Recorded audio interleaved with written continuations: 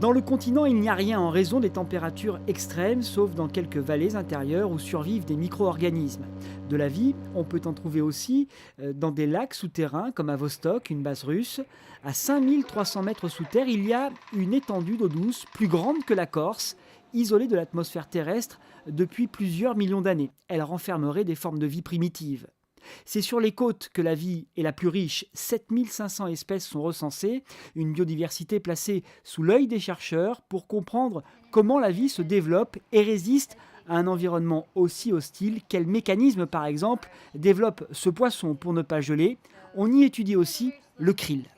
Le krill, ça peut être formidable compte tenu de sa place comme élément nutritif finalement pour une très grande variété d'espèces. Ça peut être une ressource formidable pour à la fois nourrir les êtres humains, nourrir les poissons d'aquaculture. C'est une ressource très intéressante.